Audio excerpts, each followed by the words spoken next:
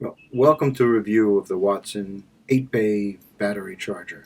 So I have a few battery chargers. Enloop is one, had an Energizer from the past, but I find now, more using my speed lights, it requires something a little better, a little faster, and so far this has done the job.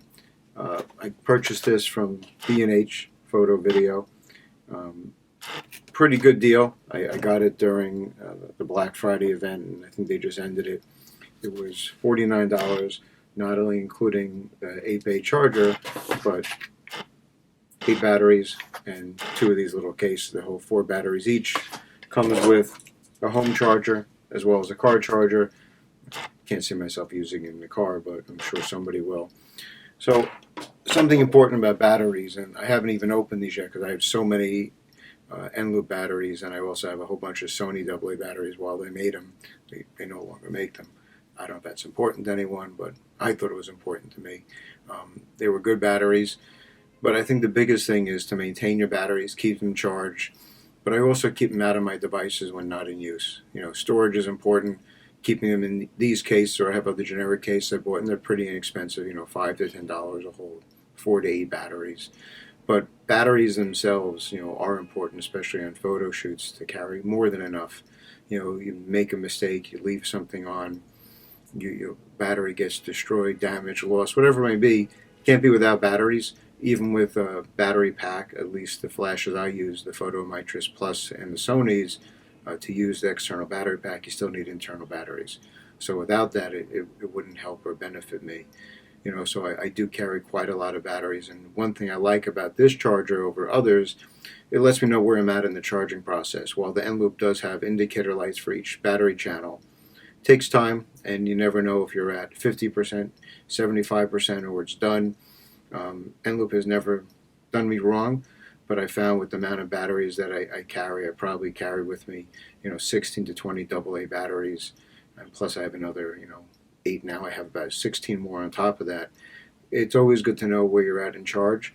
And what's nice about this charger, it also gives you an indicator of if your battery is not taking the charge, if it's defective, and that's definitely possible.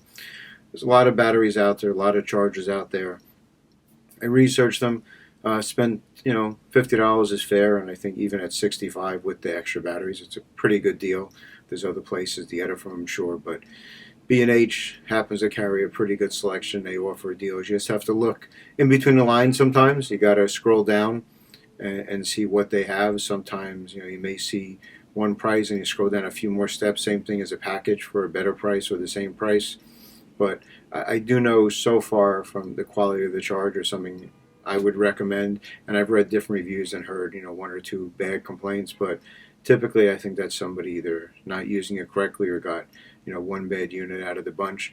It even has a drain option. Not that I find the need to do that, because typically when I put my batteries in, they are pretty much drained. And I've used batteries for many, many years. I'm not sure if it has a benefit to it or not. But I do know the biggest benefit is being able to do 8 batteries at one time, more so than 2 or 4, which most people do. And it's a pain, and there's a lot of chargers to plug in. So having one charger that takes 8 batteries, I think, is great. I will continue to monitor to make sure it does a great job of charging batteries that I have, and plus I'll put in the new batteries and try those and see how they are. But I think overall, I've used Watson before. I've used them for other things. I actually use them to charge my Sony batteries for my A7R2 as well as my 6300. 2 battery plates, and B&H, once again, pricing is phenomenal. And I found that through a deal as well. Just sometimes the wrong plates will reduce the price, and to buy new plates is $2 a plate. So I have those plates, plus I have the bigger Sony battery plates for some of my LED lights. So I mix it up, and once again, they've done a great job in charging. No issues so far. And I'll continue to post videos. If there's something you want to see, I can go out and purchase it. And I purchased this myself, so no one paid me to talk about it, or no one paid me to make a video. But I will enjoy doing more videos, and hopefully you'll enjoy what I have to say. Thanks, and stay tuned again. So, totally get it. I was using my 28 millimeter lens, and I understand that it's a motorized lens, is an older lens.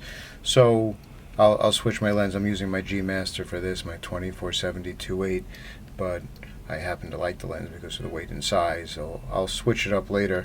So sorry for the motor noise, but I'm glad you tuned in to watch this, because you never know what will happen at the end of each video. I guess different things happen for different videos. We'll see how it goes. But stay tuned. There's more reviews to come. And just think of what questions you may have, and I'll do the best I can to answer them. Thanks, and have a great weekend, everyone.